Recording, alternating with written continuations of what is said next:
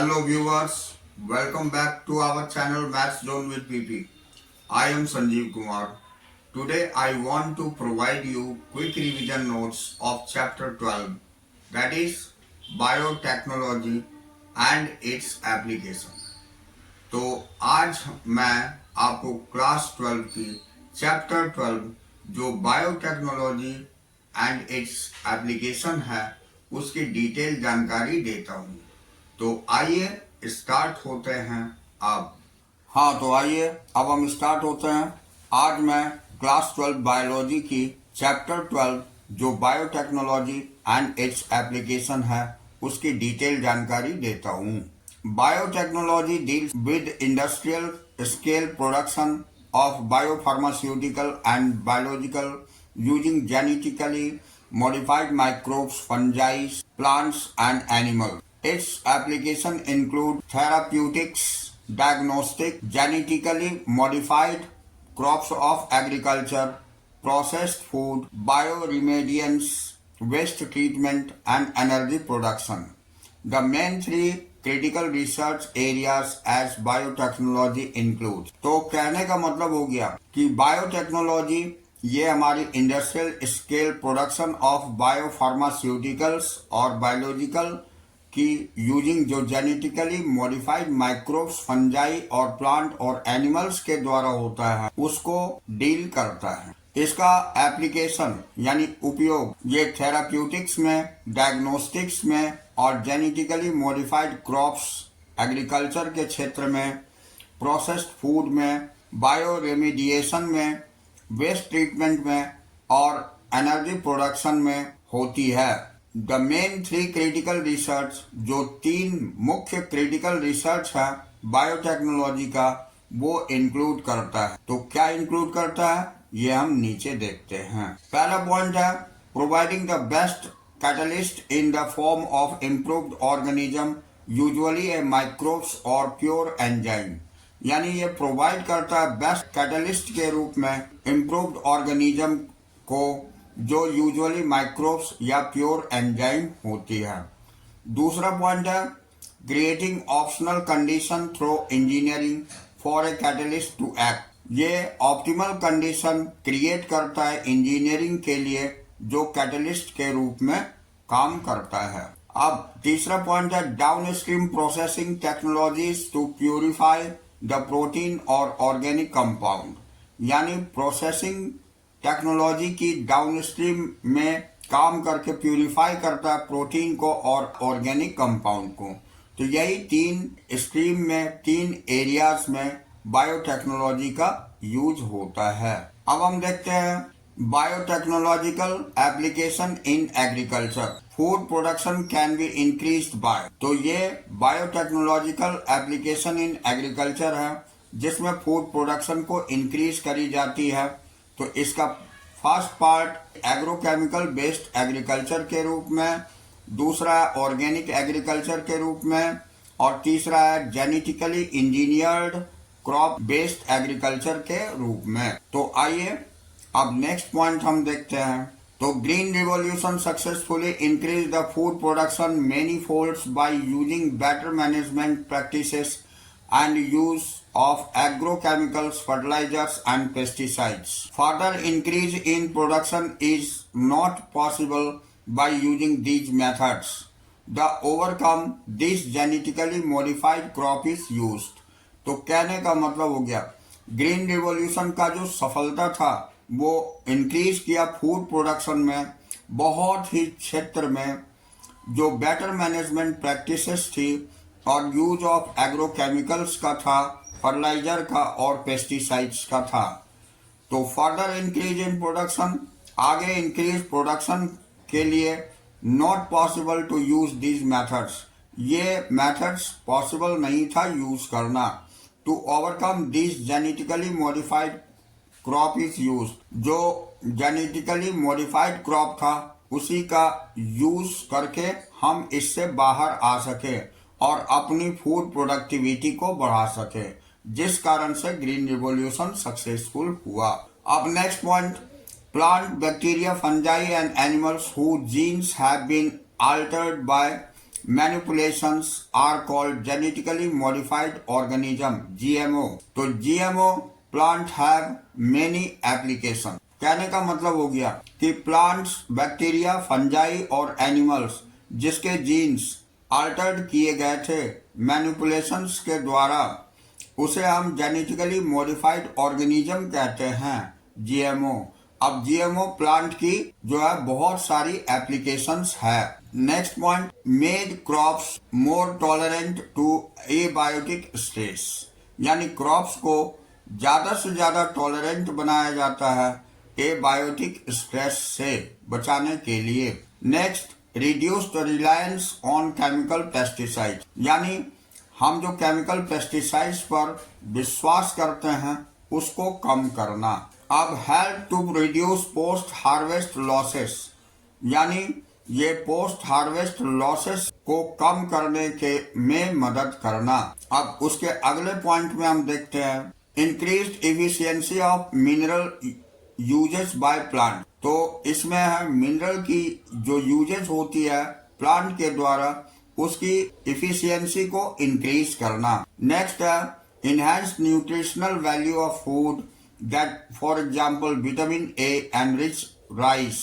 तो इसमें nutritional value food की इनहेंस करना यानी बढ़ाना, उसे विटामिन ए राइस में इंक्रीज करना। तो ये सारे पॉइंट्स थे जो कि आपको प्लांट्स के अंतर्गत इसका एप्लीकेशन जेनेटिकली मॉडिफाइड ऑर्गेनिज्म का एप्लीकेशन था। अब हम देखते हैं अगला point, application of biotechnology in production of pest resistant plant. तो बायोटेक्नोलॉजी का application production of pest resistant plant के अंतर्गत। Pest resistant plant decrease the amount of pesticides use. तो biotoxin is produced by a bacterium called bacillus thuringiensis. Bt toxin is produced by a bacterium called Bacillus thuringiensis. So Bt toxin gene has been cloned from the bacteria and has been expressed in plants to provide resistance to insects without the need of insecticides. In effects, created a biopesticides. For example, BT cotton, BT corn, rice, tomato, potato and soybean etc. तो यहाँ कहने का मतलब हो गया कि paste resistant plant जो है ये डिक्रीज करता है पेस्टिसाइड्स के अमाउंट का यूज जो होता है उसकी। जहाँ बीटी टॉक्सिन जो प्रोड्यूस करते हैं जिस बैक्टीरिया से, उसका नाम बैसिलस थोरिनजिनेसिस है। तो बीटी टॉक्सिन जीन जो है ये क्लोन्ड होती है बैक्टीरिया से और इसे एक्सप्रेस करता है प्लांट के अंतर्गत, जो प्रोवाइड करता है रेजिस्टेंस टू इंसेक्ट के रेजिस्टेंस को, without a need of insecticides, बिना इंसेक्टिसाइड के नीड के लिए या नीड की जगह पर, बिना इंसेक्टिसाइड्स की आवश्यकता की जगह पर।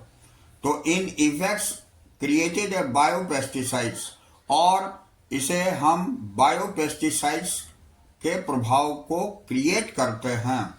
जैसे एग्जाम्पल में बीटी कॉटन है, बीटी कॉर्न है, राइस है, टोमेटो है, पोटैटो है और सोयाबीन इत्यादि में किया जाता है। तो अब नेक्स्ट पॉइंट हम देखते हैं बीटी कॉटन। तो bacterium bacillus thuringiensis produce protein that kills certain insect like lepidopterans, coleopterans जिसको बीटल्स बोलते हैं, एंड डिप्टेरन्स जब फ्लाइज और मॉस्किटो होती है। तो अब next point, B thuringiensis produce crystal that contains a toxic insecticidal protein. B thuringiensis produce crystals that contains a toxic insecticidal protein. This toxic proteins present in bacterium as inactive protoxin, but as soon as insect ingest the inactive form due to the alkaline pH of gut, so it converted into an active form of toxin and bind to surface and midgut epithelium cells and create pores that cause cell swelling and lysis and eventually death of insects। तो कहने का मतलब हो गया B thuringiensis जो है ये produce करता है क्रिस्टल्स को जिसमें कि एक टॉक्सिक इंसेक्टिसाइडल प्रोटीन कंटेन करता है और ये टॉक्सिक प्रोटीन प्रेजेंट होता है बैक्टीरियम के रूप में और ये इनएक्टिव प्रोटॉक्सिन्स होती है जो कि इंसेक्ट को इंजेस्ट नहीं कर पाता है इनएक्टिव फॉर्म में। ये एल्कलाइन पीएच ऑफ गट में पाई जाती है। ये जो है कन्वर्ट करता है एक एक्टिव फॉर्म में टॉक्सिन जो बाइंड अप होती है सरफेस मीट गट की और इपिथेलियल सेल्स की, जो क्रिएट करता है पोर्स जिसमें सेल की स्वेलिंग हो जाती है और लाइसिस प्रोड्यूस होती है जो कि इवेंचुअली इंसेक्ट्स की डेथ हो सकती है। अब नेक्स्ट पॉइंट हम देखते हैं the gene from B thuringiensis has incorporated into several crop plants like cotton, maize, rice, etc. The toxin is coded by the gene named CRY, C-R-Y. So the protein coded by the gene CRY1AB and CRY2AB control the cotton bollworms. CRY1AB controls corn borer. तो कहने का मतलब हो गया कि ये gene जो B thuringiensis है ये कॉर्पोरेटेड होती है इन सेवरल क्रॉप प्लांट में जैसे कि कॉटन, मेज और राइस होती है। ये टॉक्सिन की कोड जो है जीन के नाम से होती है और वो नाम है CRY क्राई। अब प्रोटीन कोडेड बाय जीन के द्वारा प्रोटीन कोडेड होती है वो CRY1AB के रूप में, CRY2AB के रूप में, जो कंट्रोल करता है कॉटन बॉल वॉर्म में और ये CRY1AB कंट्रोल करता है कॉर्न बोरर के रूप में। अब हम पेस्ट रेजिस्टेंट प्लांट देखते हैं तो निमेटोड्स लाइक मेलियोडिजाइन इनकॉग्निशिया तो infect the root of the tobacco plant and causes reduction in yield. Infestations of these nematodes can be prevented by the process RNA interference, RNAi। तो RNAi is present in all eukaryotic organism as cellular defense by silencing of specific mRNA due to the complementary dsRNA molecules that bind and to be prevent translation of the mRNA। तो कहने का मतलब ये हो गया कि nematodes जिसे हम मेलियोडाइजिन इनकॉग्निशिया बोलते हैं ये इन्फेक्ट करती है रूट को टोबैको प्लांट की और जो कॉज करते हैं इसमें प्रोडक्शन जो है को रिड्यूस कर देता है।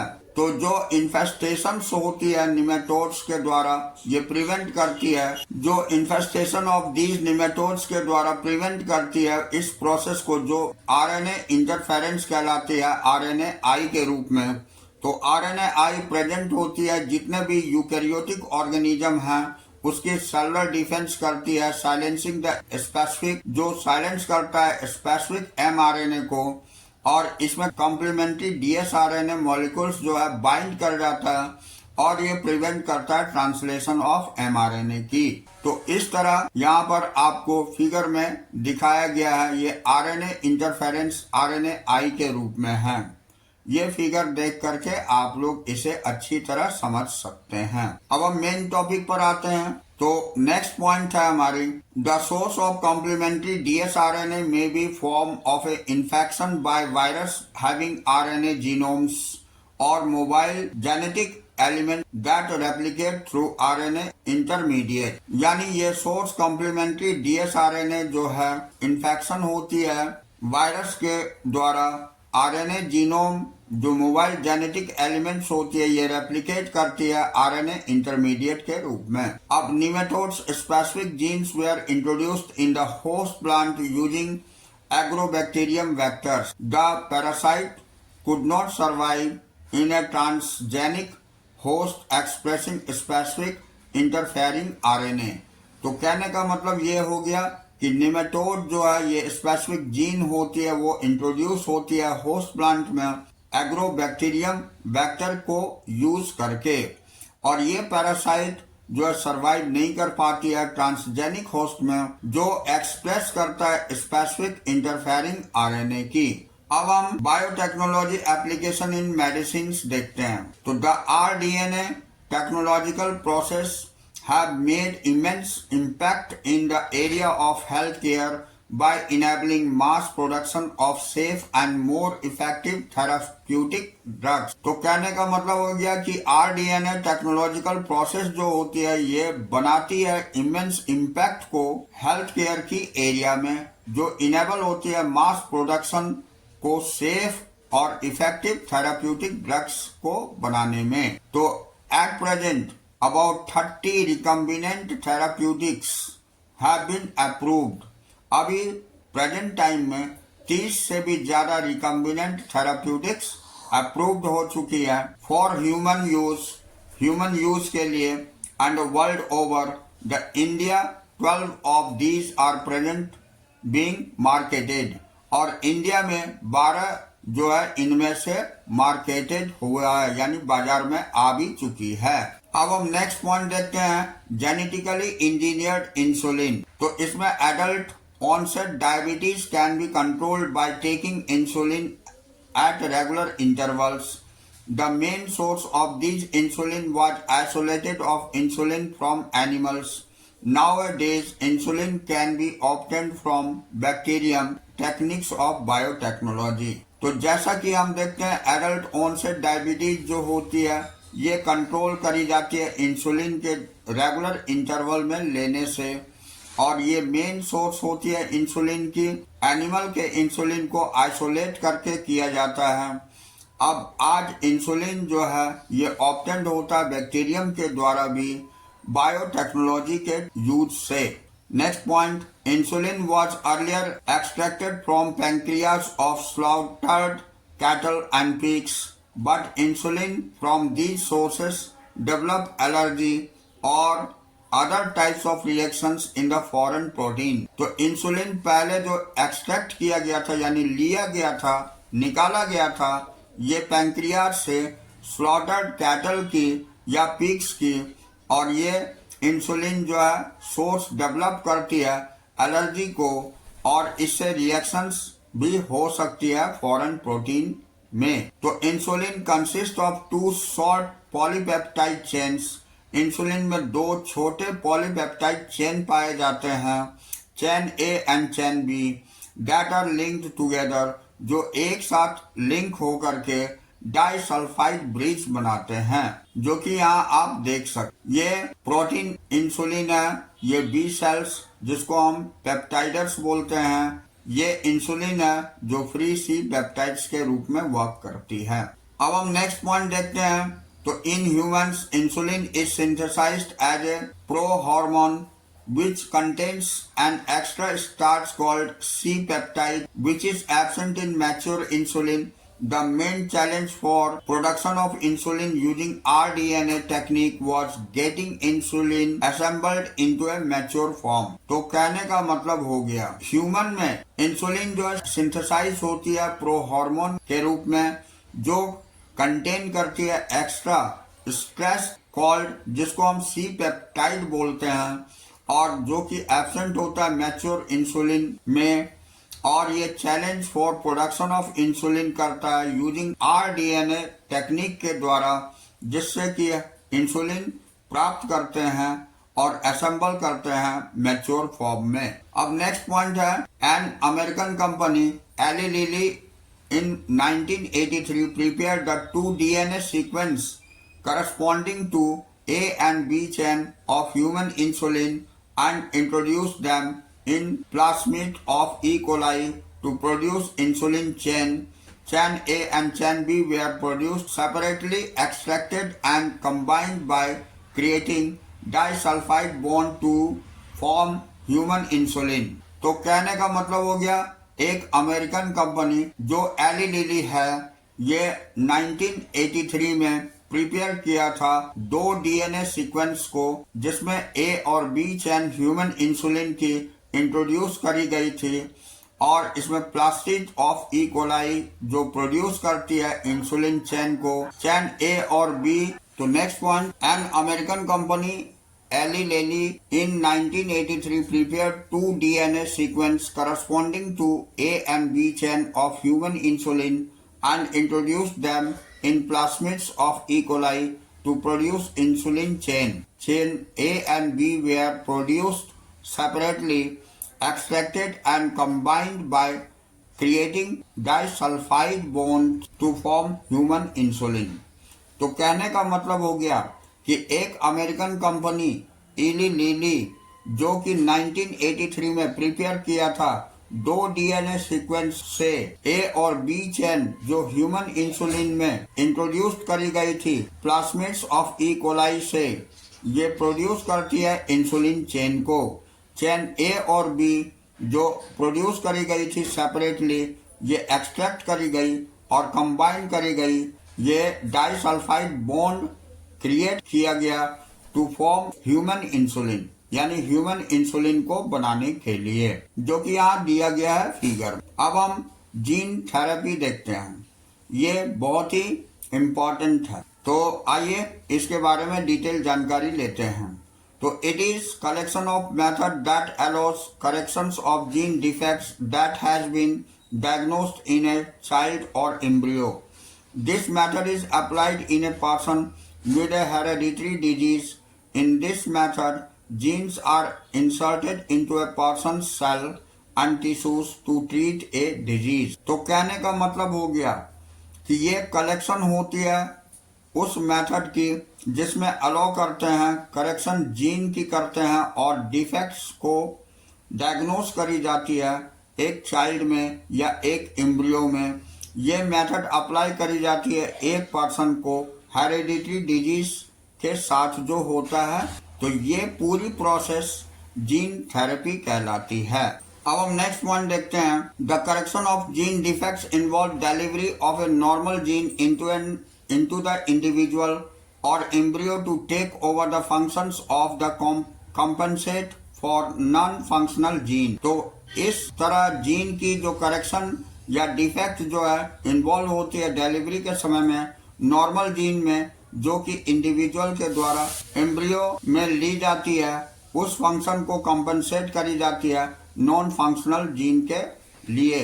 अब next point, the first clinical gene therapy was done in 1990 to a 4 years old girl with adenosine deaminase यानी ADA deficiency. तो this disorder is caused due to the deletion of the gene for adenosine deaminase that is essential for immune system to function. This defect can be treated by enzyme replacement therapy in which functional ADA is given to the patient, injection और bone marrow transplant. तो कहने का मतलब हो गया कि first clinical gene therapy जो किया गया था 1990 में, ये 4 साल की बच्ची के साथ किया गया था। इसमें एडिनोसिन डायमिनेज ये एडीए डिफिशियंसी थी और ये डिफिशियंसी कॉज हुई थी डिलीशन ऑफ जीन्स एडिनोसिन के द्वारा, और ये एसेंशियल हुई थी इम्यून सिस्टम, जो एसेंशियल है इम्यून सिस्टम फंक्शन के लिए, और ये डिफिशियंसी ट्रीट हुई थी एंजाइम रिप्लेसमेंट थेरेपी के द्वारा।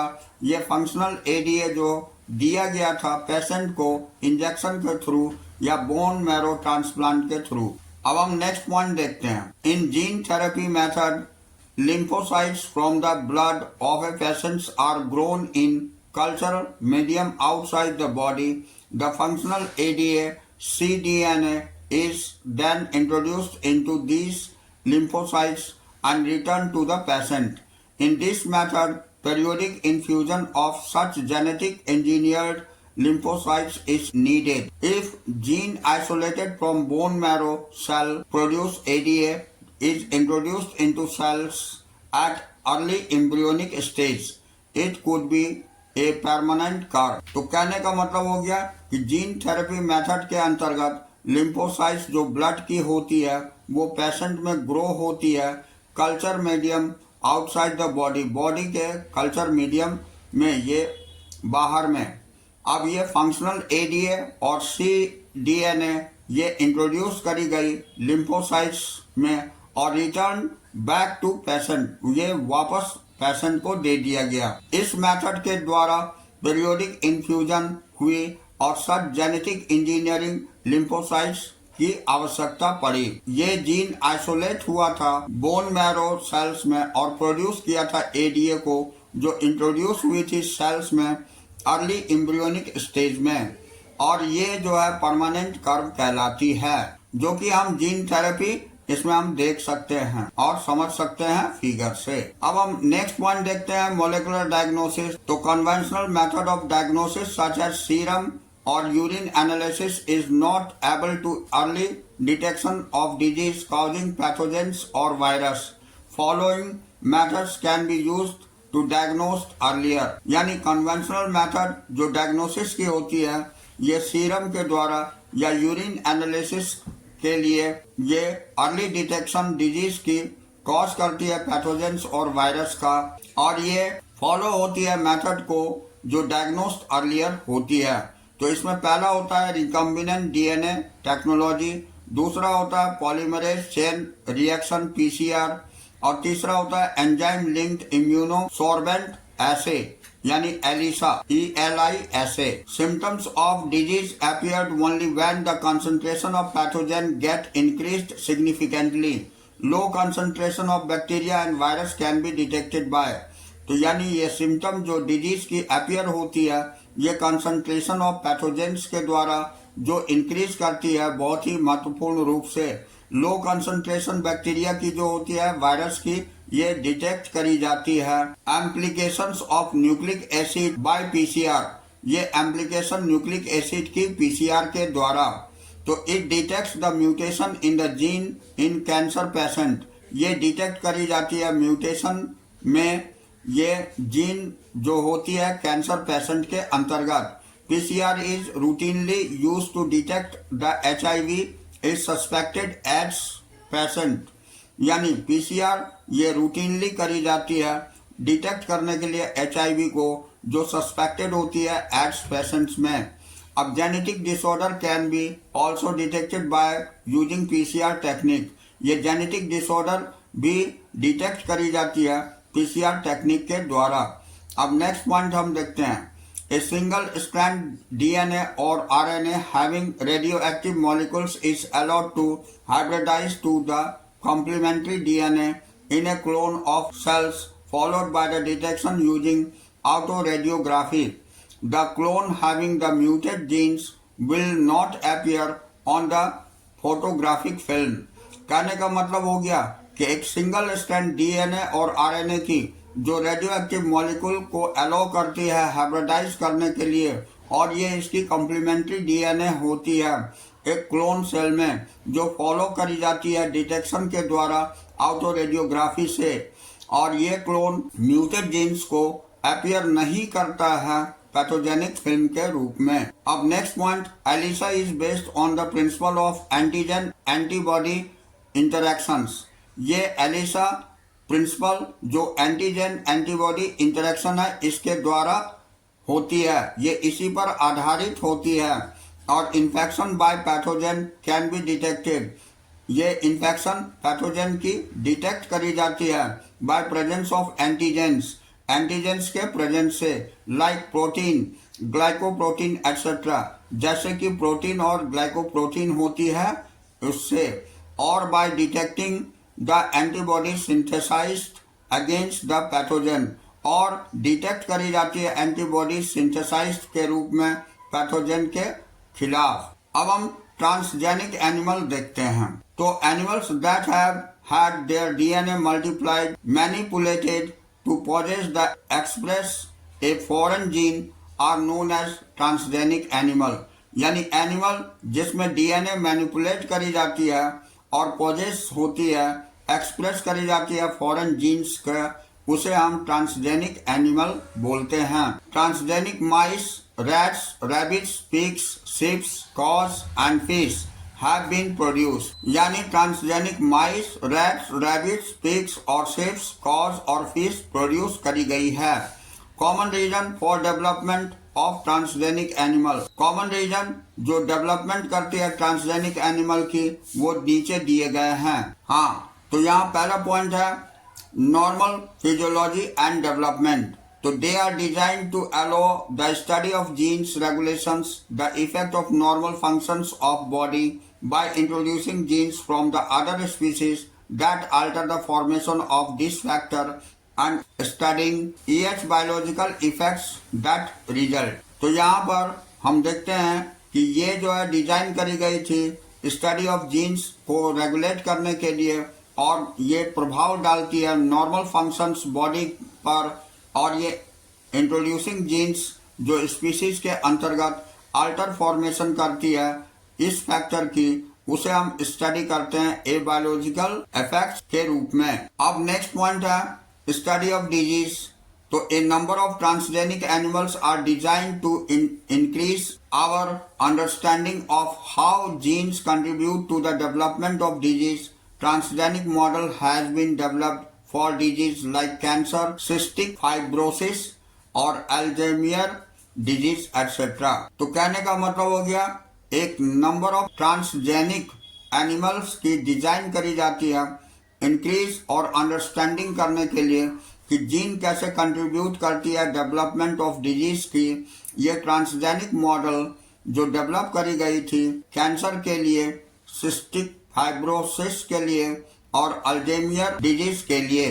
अब हम नेक्स्ट पॉइंट देखते हैं बायोलॉजिकल प्रोडक्ट्स। तो transgenic animals that produce useful biological products can be created by the introduction of protein of DNA gene which codes a particular product such as human protein, alpha-1 antitrypsins used to treatment emphysema. The first transgenic cow, Rosia, produced human protein enriched milk alpha-lactobumin जो 2.4 ग्राम पर litre पाई जाती थी। अब यहाँ देखिए, इसका कहने का मतलब हो गया कि ट्रांसजेनिक एनिमल जो प्रोड्यूस करती है यूजफुल बायोलॉजिकल प्रोडक्ट जो क्रिएट करी गई थी और इंट्रोड्यूस करी गई थी डीएनए के उस पोर्शन में जिसका कोड पार्टिकुलरली प्रोड्यूस करती है ह्यूमन प्रोटीन को, जैसे अल्फा-1 एंटीट्रिप्सिन कहते हैं, ये यूज करते हैं एम्फाइसेमा में। अब फर्स्ट ट्रांसजेनिक काउ जो रोजिया थी वो प्रोड्यूस करती है ह्यूमन प्रोटीन एनरिच मिल्क को, जिसमें अल्फा लैक्टोब्यूमिन ये 2.4 ग्राम पर लीटर पाई जाती है। अब नेक्स्ट पॉइंट वैक्सीन सेफ्टी है। तो transgenic mice are developed for use of testing the safety of vaccine before they are used on human. ये polio vaccine was tested on transgenic mice and then on monkey. यानी vaccine safety के लिए भी transgenic माइस का development हुआ था और उसमें टेस्ट किया गया था वैक्सीन को ह्यूमन के यूज करने से पहले। जैसे पोलियो वैक्सीन की टेस्ट ट्रांसजेनिक माइस पर किया गया था, उसके बाद मंकी पर। अब नेक्स्ट हम केमिकल सेफ्टी टेस्टिंग देखते हैं। Transgenic animals are made that carry genes which make them more sensitive to toxic substances that non-transgenic animal. It gives us the result in less time. तो कहने का मतलब हो गया कि ट्रांसजेनिक एनिमल जो बनाई गई थी कैरी करती थी जीन्स को, और उसे बनाई गई थी बहुत ही सेंसिटिव जो टॉक्सिक सब्सटेंस की होती है और नॉन ट्रांसजेनिक एनिमल के रूप में। ये हमें रिजल्ट दिया था लेस टाइम में। अब हम एथिकल इशू देखते हैं। तो the Indian government has set up the organisation such as GEAC यानी genetic engineering approval committee which will make decision regarding the validity of GM research and safety of introducing GM organism for public services। तो ये Indian government जो है ये setup किया था एक organisation जिसे हम GEAC बोलते हैं, जिसका full form genetic engineering approval committee होता है, जो कि डिसीजन लेने के लिए regarding to validity of GM के रिगार्डिंग हुई थी, और ये रिसर्च सेफ्टी इंट्रोड्यूसिंग करी थी जीएम ऑर्गेनिज्म को पब्लिक सर्विस के लिए। नेक्स्ट पॉइंट देखते हैं बायो पेटेंट। तो a patent in the right granted by the government to an inventor to prevent other from making commercial use of this invention. तो now patents are granted for biological entities and for products derived from biological resources। यानी ये एक ऐसा patent या right था जो grant करी गई थी गवर्नमेंट के द्वारा इन्वेंटर के रूप में और जो प्रिवेंट करी थी कॉमर्शियल यूज को और उसके इन्वेंशंस को बनाने के लिए। ये पेटेंट ग्रांट करी गई थी बायोलॉजिकल एंटिटीज को प्रोडक्ट के लिए जो डेराइव हुई थी बायोलॉजिकल रिसोर्सेज के रूप में। अब हम नेक्स्ट पॉइंट बायोपिरेसी देखते हैं। It is term used to refer to the use of bioresources by multinational companies and other organizations without proper authorization from the countries and people concerned without compensatory payment। कहने का मतलब हो गया कि ये term use करी गई थी बायो रिसोर्सेस मल्टीनेशनल कंपनीज के द्वारा और ये ऑर्गेनाइजेशन बिना प्रॉपर ऑथराइजेशन की कंट्रीज के लिए और पीपल के लिए कंसर्न थी और विदाउट कंपेंसेटरी पेमेंट के लिए। आगे हम देखते हैं इन 1997 N American company got patent rights on basmati rice through the US Patent and Trademark Office. This allowed the company to sell a new variety of basmati in the US and abroad. This new variety of basmati had an actual been derived from Indian farmers' varieties. Indian basmati was crossed with semi-dwarf variety and claimed as an invention or the novelty. तो कहने का मतलब हो गया 1997 में एक American company ने patent right जो बासमती राइस पर किया था वो यूएस पेटेंट और ट्रेडमार्क ऑफिस के द्वारा, और ये अलो करी गई थी कंपनी को सेल करने के लिए नई वैरायटी बासमती का यूएस में और उससे बाहर भी। ये नई वैरायटी बासमती की जो कि डेराइव्ड हुई थी इंडियन फार्मर वैरायटी के द्वारा, और ये इंडियन बासमती क्रॉस करी थी सेमी ड्वार्फ वैरायटी को जो क्लेम करी थी इन्वेंशन और नोवेल्टी को। अब several attempt has also been made to patent uses products and process based on Indian traditional herbal medicine, for example turmeric and neem. इस तरह की कुछ अटेम्प्ट और भी हुई थी पेटेंट यूज के रूप में, प्रोडक्ट के रूप में, और जो process based Indian traditional herbal medicine में हुई थी, और ये टर्मरिक और नीम है। तो इस तरह हमारे यहाँ चैप्टर फिनिश होती है। तो next day we will meet again on the next class.